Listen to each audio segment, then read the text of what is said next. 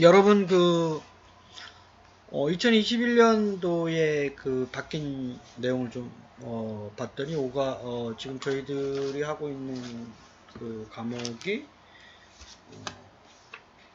5과목의 1장이죠. 그래서 거기에 새로 추가된 내용이 두 개가 있어요. 그래서 새로 추가된 내용을 설명을 좀 드리면 두 가지 내용이 있는데요. 저희들이 앞에서 말씀드렸었던 소프트웨어 개발 방법론들 있죠. 구조, 정보공학, 객체지향, 컴포넌트, 에자일, 그 다음에 제품 계열, 이런 방법들이 최근에 어떻게 사용되고 있고, 또 소프트웨어 재사용, 그 다음에 케이스 툴이 있습니다. 그래서 그 내용하고, 그 다음에 일정 계획에 대해서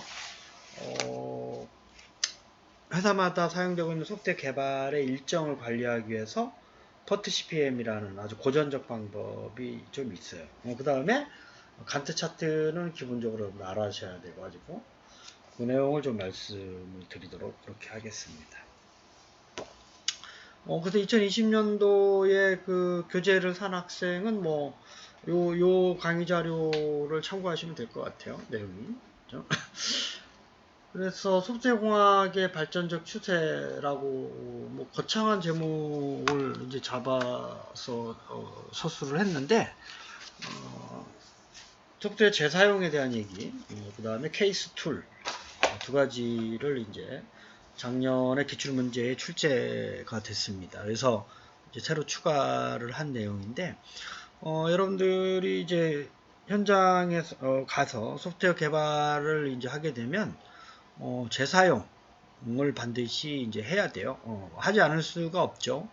그때마다 프로젝트를 수행을 할 때마다 처음부터 다시 개발하고 하는 내용은 이제 실제적으로 그렇지는 않고, 보통 그 회사가 어떤 프로젝트를 했으면 그거랑 비슷한 프로젝트를 해나갈 거이기 때문에 대부분 앞에서 구현됐었던 모듈이라든지 시스템에 이제 이렇게 명세화돼서 나타낸 기능들을 이제 많이 그냥 갖다가 씁니다. 그래서 이제 새로 하는 프로젝트에서 그쪽에서 요구하는 새로운 모듈, 새로운 기능, 새로운 명세를 이제 분석을 해서 기존에 있는 거를 어느 정도 이용할 수 있을까를 이제 판단해가지고 새로 개발할 요소를 추가적으로 만드는 이런 과정을 반드시 겪게 되죠.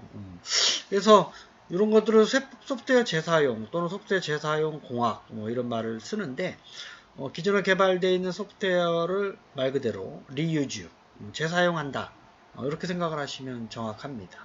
재사용하는 거니까. 그래서 이거는 여러분들 알겠지만 품질이 일단 그 전에 보장되어 있는 소프트웨어를 재사용해야 되겠죠. 그래서 문제가 있는 소프트웨어를 재사용하는 거는 바람직하지가 않겠죠. 그래서 앞에서 충분히 사용하면서 문제점이 개선된 소프트웨어를 재사용해야 됩니다. 그래서 우리나라 같은 경우는 소프트웨어 인증을 해주는 기관이 있어요. GS 인증, 그 다음에 TTA 소프트웨어 인증, 그 다음에 품질 인증, 이런 다양한 소프트웨어 관련된 소프트웨어도 품질이 있습니다. 그것도 다 인증이 있고, 여러분들이 쉽게 얘기하면 우리들이 이제 먹고 마시는 음식들, 그런 것도 농수산품 인증, 그 다음에 물도 무슨 어떤 인증, 다 기관에서 정부에서 이렇게 관리하는 기관에서 다 품질 검사라든지, 특히 사람의 이제 먹고 마시고 하는 거는 생명에 관련되어 있는 거라서 그렇고, 또 의약품도 당연히 인증 이런 거를 거치죠. 그래서 소프트웨어도 반드시 인증을 거쳐야 돼요. 물론 다 그런 건 아니지만 자기가 만든 소프트웨어가 기능적이라든지 품질이라든지 전혀 문제가 없다 라고 하는 부분에 인증을 받으면 그 소프트웨어를 구매하고자 하는 수요자들이 더 신뢰성 있게 구입해서 사용할 수가 있겠죠.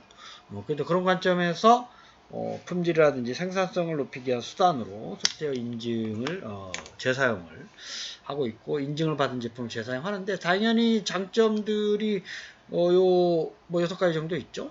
개발 시간 당연히 있고, 이미 기존에 있는 거 쓰기 때문에 새로 할 필요가 없고, 저희들이 그 소프트웨어 비용 산출이 하향식, 상향식, 절충 방안 이런 것들을 이번 주하고 다음 주에 아마 설명을 할 텐데, 이게 그 인력하고 시간하고 들기 때문에 당연히 소프트웨어 개발 인력에 대한 비용이 불가피하게 들어가는 수밖에 없는 거죠.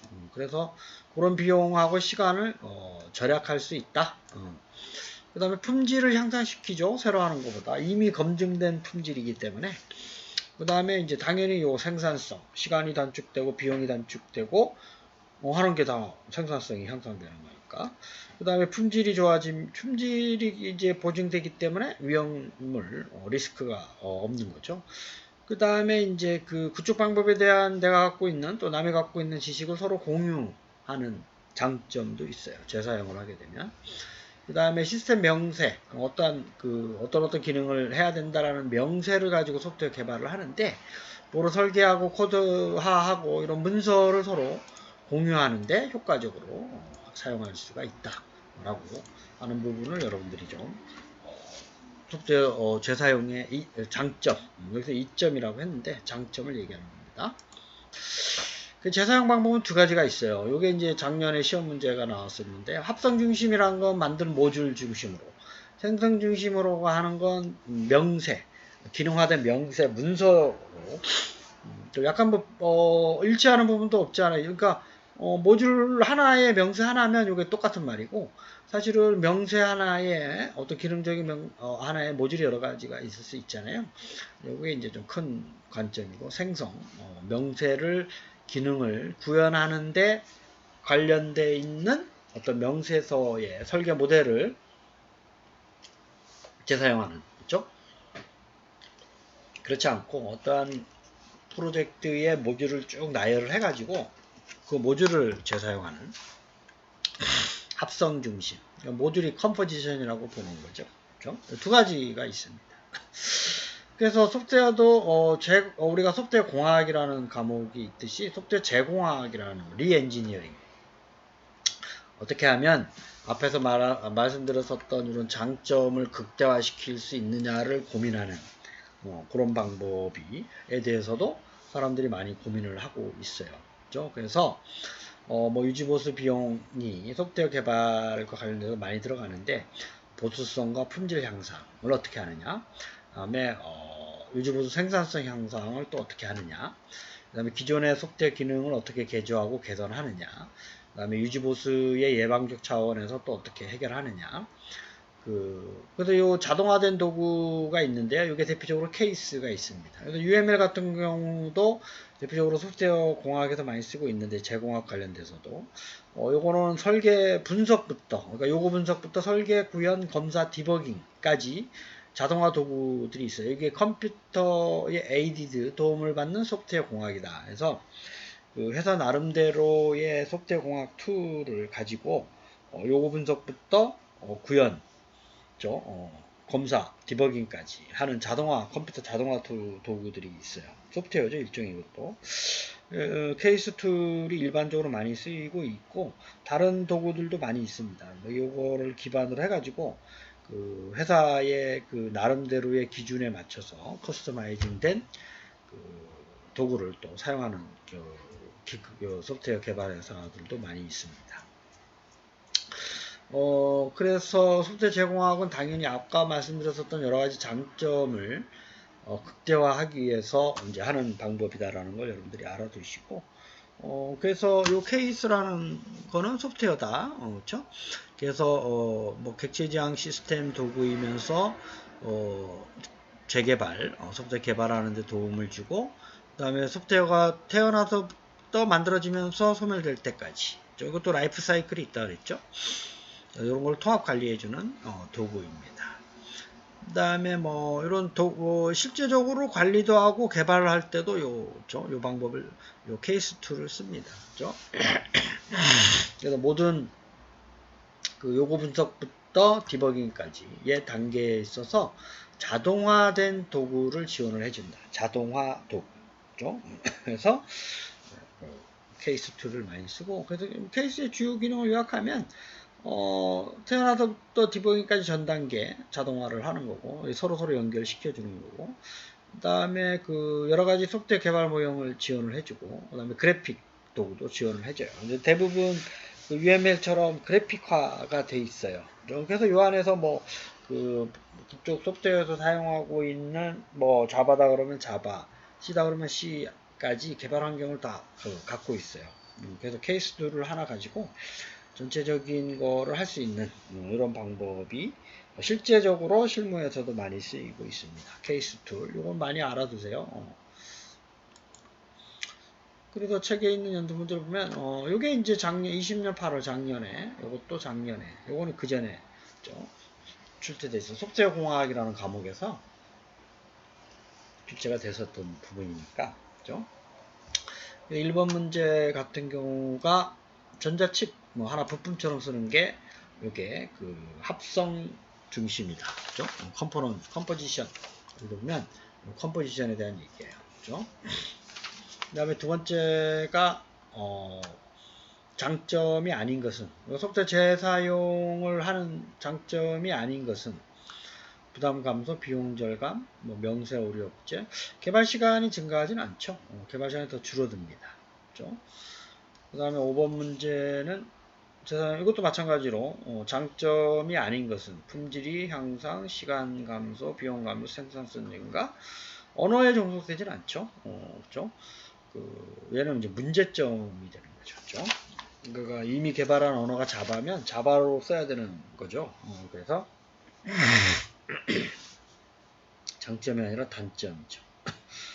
6번은 이걸 제공학, 소프트웨어 제공, 리엔지니어링에 대한 얘기입니다.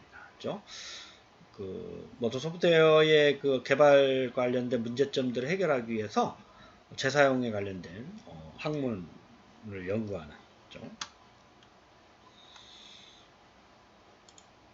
그 다음에 이제 두 번째 내용은 이것도 이제 그 새로운 그 내용으로 추가가 된 건데요. 이건 이제 소프트웨어 개발과 관련된 일정. 그렇죠? 당연히 이제 시작부터 끝까지 일정이 중요하잖아요. 어떻게 언제 시작해서 언제 끝나느냐. 이제 주로 일정이라고 하는 건 그 소프트웨어의 개발 시작부터 언제까지 끝낼 수 있느냐. 그래서 그 소프트웨어 개발과 관련된 업무를 일단 분해하는 작업을 먼저 해야 되고요. 그게 이제 WBS라는 Work Breakdown Structure. 이게 WBS라는 게 실제적으로 많이 요즘 실무에서 많이 쓰고 있는 그 프로젝트의 그 일정 계획을 잡을 때 기본적으로 해야 되는 일 중에 하나가 이제 WBS를 이제 만드는 건데 Work Breakdown Structure. 그 다음에 이제 그게 이제 그 전에부터 PERT CPM이라고 해서 이거는 소프트웨어뿐만 아니라 뭐 전체 생산 라인 뭐 제조 생산 그래서부터 또 프로세스를 나눠서 일정 관리할 때 썼던 거고요. 간트 차트는 이제 말 그대로 스케줄을 잡는 거예요. 그렇죠? 그래서 일단은 뭐 프로젝트와 관련돼서 소프트웨어도 마찬가지고 소프트웨어를 시작부터 끝까지 어떠한 일을 해야 되느냐를 나열하는 게 중요하죠. 나열해서 명세화, 문서화 뭐 이런 작업이 기본적으로 돼 있어야 그 안에서 어떤 일들을 하고 그 다음에 끝내고 그 다음에 또 하고 이런 것들을 일정을 잡을 수 있고 그 일정표를 보고 이 작업은 이제 며칠 정도 걸리고 몇 달 정도 걸리고 그 다음에 이 작업은 앞에 있는 작업이 끝나야 이루어지는 작업이고 이런 선후 관계 그 다음에 시간 그 다음에 전체를 이제 프로세스를 보고 가장 오래 걸리는 시작에서 끝까지의 일정 어떤 일이 가장 오래 걸리나 해서 일정을 단축하기 위해서 어떤 작업에 사람을 덜 투입해야 되느냐 아니면 자원을 더 투입해야 되느냐를 이제 결정하는데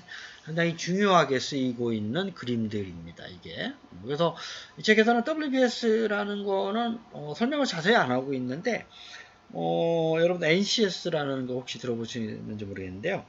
그 국가에서 정한 거기에서는 대부분 WBS를 기준으로 모든 작업의 프로세스, 그 다음에 처리, 그 다음에 뭐 그 모니터링, 진단, 개선 뭐 이런 거를 하고 있어요. WBS. 근데 이 책에서는 이 페이지 분량상 그런 그 디테일한 내용은 요거는 안 다루고 있고, 요 고전적인 거 요 두 개, 요게 이제 시험에 작년에 나와서 요 두 가지만 좀 이해하도록 요구를 하고 있고, 먼저 이제 퍼트라고 하는 건 봐요. 프로그램 이벨루에이션 앤드 리뷰 테크닉이라 그래서 이거 상당히 오래전부터 나온 어느 누가 만들었는지는 아마 여러분들 검색을 하면 알 텐데 아주 오래된 거예요. 이건 좀 생산 라인, 제조 라인, 그 사람의 작업 어떤 그 성능을 효율적으로 관리하고 평가하기 위해서 인력 그 어떤 관리를 하기 위해서 처음에 개발된 건데요. 요겁니다. 그러니까 밑에 걸 보면 아마 이해가 될 텐데 이걸 노드, 이걸 간선이라고 그래요. 간선. 동그라미를 노드. 여러분들 이런 그림 많이 봤죠? 그러니까 뭐 여기 서울에서 부산 갈 때 이렇게 가는 길도 있고 뭐 이렇게 가는 길도 있다랑 거의 뭐 비슷한 개념인데요. 소프트웨어를 개발하기 위해서는 A, B, C, D, E, F, G라는 일들이 필요를 해요. 그걸 어떻게 나누느냐는 요 WBS에서 상당히 많이 얘기를 하고 있는데 뭐 그것까지는 이 책에서 안 다루고 있어요. 그래서 근데 어쨌든 소프트웨어 개발을 시작부터 끝까지 하기 위해서는 이런 일들이 필요하다. 그다음에 요거는 병렬적으로 또 필요하다. 물론 이제 뭐 요거를 요 안에 넣을 수도 있으나 뭐 이렇게 다른 데서 뭐 요 팀이 하는 거, 요 팀이 하는 거 받아가지고 요 팀이 하는 거, 뭐 이렇게 나눌 수 있다라고 생각을 해보면 퍼트라고 하는 거는 요 세 가지 업무로 나누고요. 그 안에 있는 간선의 요 숫자를 이렇게 적어요. 요거는 낙관적, 이거는 평균적, 이거는 비관적. 그러니까 A라는 일을 하는데 최소 2시간, 최대 14시간, 평균적으로 5시간. 이게 뭐 일도 될 수도 있고, 뭐 시간적 개념으로 보면. 그러니까 이제 요 세 가지를 보면 요게 여기 보면 아마 그 낙관적, 가능성, 비관적. 그래서 빨리 하면 2시간요.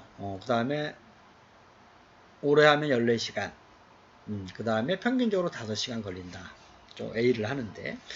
B를 하는데 5시간 마찬가지로 빨리 하면 5시간. 요거 좀 비관적으로 말하면 17시간, 평균적으로 14시간 걸립니다. 요거는 요 시간들은 이제 전문가나 아니면 요 소프트웨어 개발하는 사람하고 얘기를 해봐야 돼요. 요 모듈을 개발하는 거, 요 어떤 워크, 요 작업을 하는 사람한테 물어보든지 아니면 저희들이 비용 산출할 때 시간적 개념을 또 좀 얘기를 했었죠. 소프트웨어 개발 시간, 비용 산출하는데 핵심적인 요소니까 그걸 가지고 전문적으로 수학적으로 하기도 하고. 그래서 뭐 요거는 이제 평균적인 개념인데요. 이거 비관치 더하기 기대치의 4배, 낙관치를 6으로 나눠준 게 4 더하기 1 더하기 1이고 6이죠. 그러니까 요거의 평균치는 5가 아니라 요거의 평균치는 이렇게 계산이 돼요. 그러니까 6분의 2 더하기 4 곱하기 5 더하기 14. 그게 이제 여기서 여기까지. 그러니까 A라는 일을 하는데 걸리는 평균 시간. 요것도 마찬가지로 6분의 5 더하기 4 곱하기 14 더하기 17이 되는 거죠. 여기서 평균 시간을 구하고, 편차는 가장 큰 값과 작은 값을 빼서 6으로 나눠서 우리 제곱을 해주는 거, 표준 편차 구하듯이. 그래서 이제 요 작업의 편차, 요걸로 구하고, 평균은 요걸로 구합니다. 이 평균적 개념은 전체를 합해서 그 개수로 나눠주는 거니까, 요거 6으로 나눠준 이유를 알겠죠? 4 더하기 1 더하기 1, 두 개니까 6이 되는 거예요. 그죠? 이것도 개수가 6개니까 6으로 나눠주고 편차 구하는 공식하고 똑같죠. 그래서 이 평균 시간을 보고 이 작업을 요렇게 하는 거, 그 다음에 요렇게 하는 거 각각 몇 시간 걸리는지 알 수가 있는 거예요. 그렇죠? 그 다음에 이제 두 번째로 많이 일정 계획할 때 얘기하는 게 CPM이에요. 이건 말 그대로 크리티컬 패스. 그러니까 크리티컬이라는 게 중요하다 이런 얘기죠. 그러니까 이것도 뭐 그림 요구의 작업이고 걸리는 시간인데요. A에서 B까지 오는데 13일, A에서 C까지 하는데 7일. 그러니까 C라는 작업을 A라는 작업을 해야 돼요. 또 D라는 작업도 A라는 작업 후에 해야 되는 거고. 그 다음에 A, B를 하게 되면 어떤 그 소규모 프로젝트 하나가 완성이 되고, 요거 하면 요걸 하기 위해서는 요 작업도 필요하고 요 작업도 필요합니다. 그죠? 요거는 뭐 요 작업. 그래서 요까지 하는데 요거 마치고 요까지 하는데 7일.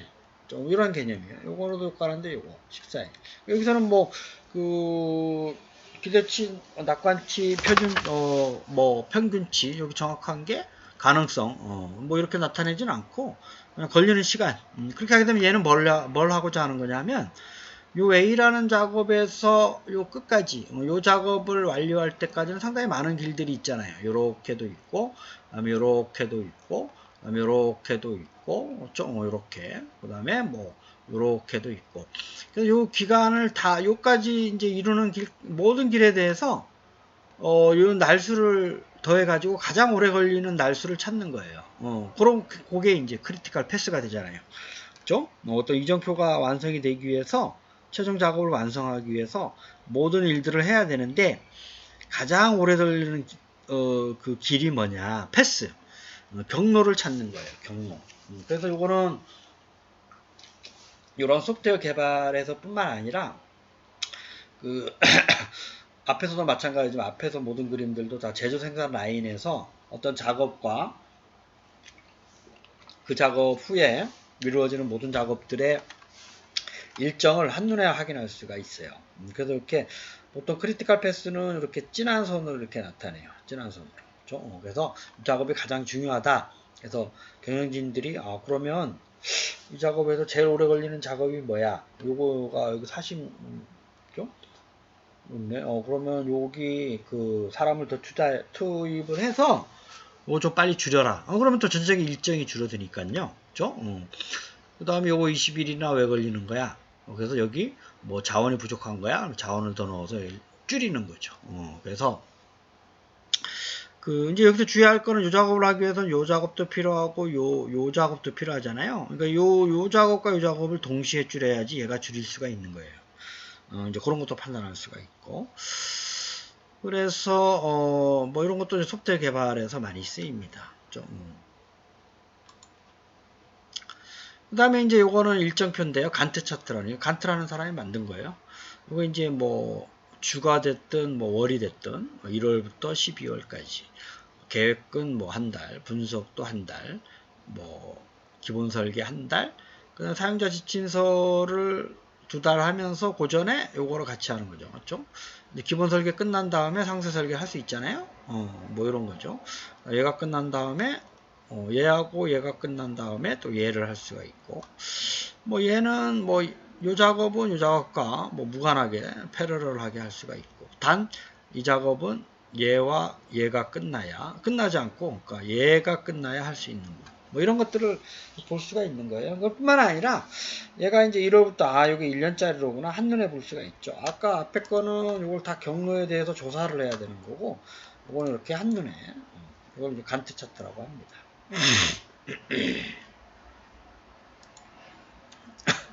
이게 이제 작년에 8월 달에 나왔었던 CPM 문제예요. 이거 간단한 거죠.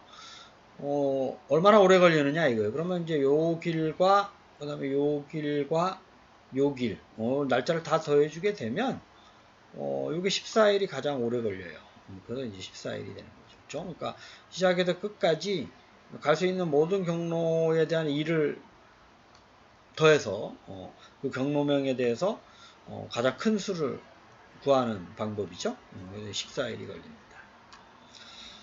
그 다음에 그 간트 차트에 대한 설명으로 옳지 않은 것은 이거 그 전에 출제가 됐었던 문제고요. 간트 차트는 그 결정 경로를 표시하지는 않습니다. 이건 이제 CPM에 대한 얘기고요. 크리티컬 패스. 그 다음에 4번도 CPM에 대한 설명으로 옳지 않은 것은 요게 4번이 잘못됐죠.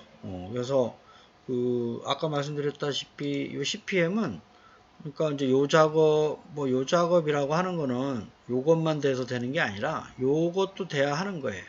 시작할 수 있는 거죠. 나흘 동안 걸리는데 요것만 됐다고 하는 게 아니라 얘도 와야 그러니까 여기서 만든 부품 그다음에 여기서 만든 부품을 와서 조립을 해야 된다는 개념이에요. 그래서 CPM이라고 하는 게 그 완료되지 않아도가 아니라 완료해야 다음 작업을 진행할 수가 있습니다. 그래서 CPM이라는 개념은 크리티컬한 패스를 찾는 방법이에요. 그렇죠? 그래서 이제 요거는 이제 그 작년에 설명이 안 돼 있는 부분이니까 여러분들이 그 케이스 도구를 반드시 좀 알아두시고 소프트웨어 제공화 재사용의 장점, 그 다음에 그 퍼트 CPM, 그 다음에 그 간트 차트, 요 내용을 여러분들이 반드시 좀 숙지를 해 주시기를 당부드리고, 요게 이제 이렇게 그림으로 시험 문제가 많이 나오기 때문에 여러분들이 좀 학습을 해 주시기를 당부의 말씀을 드리겠습니다. 여러분 한 주간도 건강하세요. 감사합니다.